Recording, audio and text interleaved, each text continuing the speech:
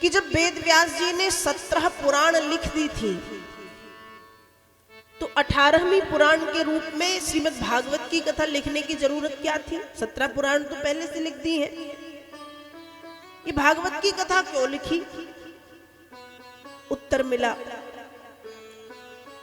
कि जब वेद व्यास जी ने 17 पुराण लिखी उस समय वेद व्यास जी के मन में शांति नहीं थी। अशांत से वेद व्यास जी अपने आश्रम में बैठे थे। नारद जी पहुंचे, वेद व्यास जी को देखा तो समझ गए कि कुछ तो गड़बड़ है, अशांत है ये। पूछा आपकी अशांति का कारण क्या है? वेद व्यास जी कहते हैं कि भगवान मैंने 17 पुराण लिख डाले, मैंने लिंग पुराण लिखा, मैंने कूर्म पुराण लिखा, गरुड़ पुराण लिखा, ब्रह्म वैवर्त लिखा, पद्म पुराण लिखा, बृहन्नारदीय पुराण लिखा, स्कंद पुराण लिखा, अग्नि पुराण लिखा, विष्णु पुराण लिखा, मत्स्य पुराण लिखा, कूर्म पुराण लिखा, शिव पुराण लिखा, लेकिन उन 17 पुराणों में मुझे शांति नहीं मिली। मैं क्या करूं? तब नारद जी ने बताया कि महाराज अब जो मैं कह रहा हूं वो लिख दो। वेद व्यास जी बोले मतलब?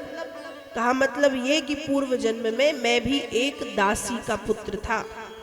नारद जी अपने पूर्व जन्म की कथा बता रहे हैं कि मैं एक दासी का पुत्र था, मेरी माँ संतों की सेवा करती थी और दिन रात मैं भी उस सेवा में लगा रहता था।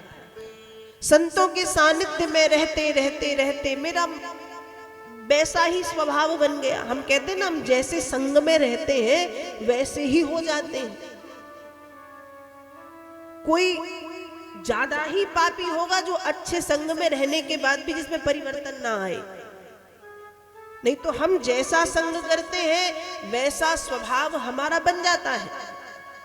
हम किसी भजनानंदी के साथ होंगे, हम भजन करने लगेंगे।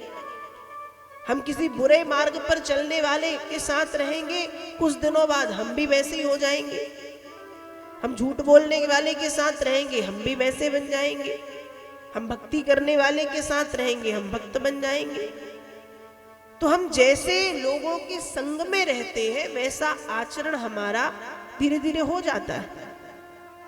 तो नारद जी बता रहे मैं संतों के संग में था बचपन से। अब संत करते थे खूब भजन, उनके भजन को देखते देखते मैं भी दिन रात करने लगा भजन।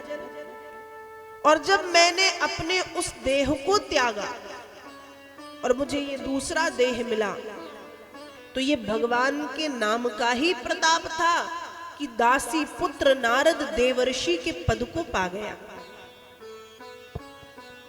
तो जो नाम दासी पुत्र को देवर्षि बना सकता है वो नाम आपको शांति दे सकता है। अर्थात अब तक आपने जो लिखा सो लिखा, अब मैं जो कह रहा हूं वो आप लिख दीजिए। अर्थात आप भगवान श्री कृष्ण का पावन चरित्र लिखिएगा। ठीक है, वेद व्यास जी ने कहा बिल्कुल।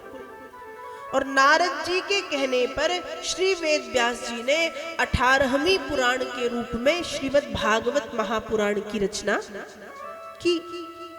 और बड़ी बात तो यह है कि सभी पुराणों को केवल पुराण कहते हैं। आपने सुना होगा, अरे चलो गरुड़ पुराण सुन लो, अरे चलो शिव पुराण सुन लो, अरे पद्म पुराण, मत्स्य पुराण, कूर्म पुराण, लिंग पुराण, बृहन्नारदीय पुराण, विष्णु पुराण, अग्नि पुराण, स्कंद पुराण। लेकिन श्रीमद् भागवत को कहते हैं श्रीमद् भागवत महापुराण सप्ताह ज्ञान यज्ञ।